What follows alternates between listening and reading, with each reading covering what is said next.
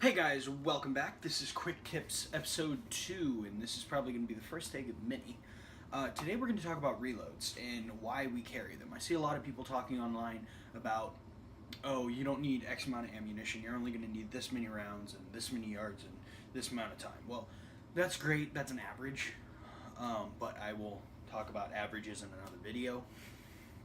But I carry a reload and I tell others to carry a reload in case their gun ends up looking like that. This is what we talked about in our last video. Now, if you know anything about malfunctions or you watched our last video, you know how to fix this.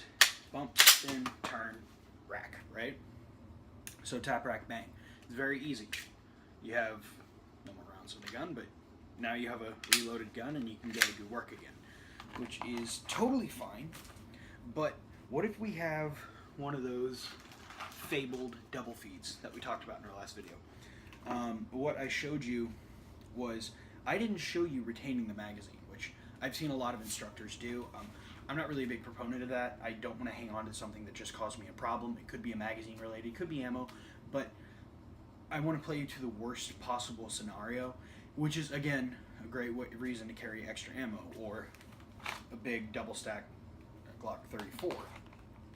So you want to play to, no matter how reliable your gun is, it's not going to be as reliable as you want when you need it. Because let's just say you just got done beating somebody over the head with your gun, you got fucking brain matter and shit inside your gun, or you just got done on an entangled fight on the ground, and you just introduced rounds to somebody's pelvic girdle, or something like that, and you're trying to diminish them, they're not done, you get back up, you get a muzzle on them, and you get a click and no bang, or you get a bang and then no more bang. That's not good. So you have to be able to fix it, and then if you cannot fix it, fiddle fucking around with a magazine in your hand while you're doing this is not as easy as dropping it and just putting a new one in.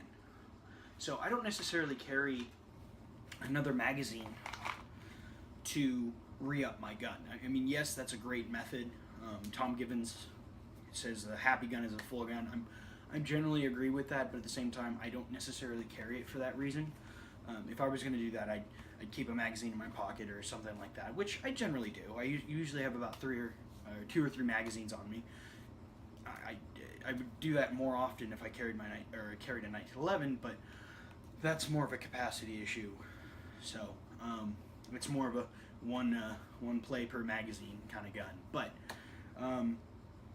so yeah, that's why I carry a reload. That's what I tell people when I'm like, all right, well, do you carry a reload? They're like, oh, I got a double stack. I'm like, well, that's great, but how are you going to fix it? Are you going to hang on to that magazine, or are you going to fucking ditch it and put new ammo in it? So these are things you got to consider.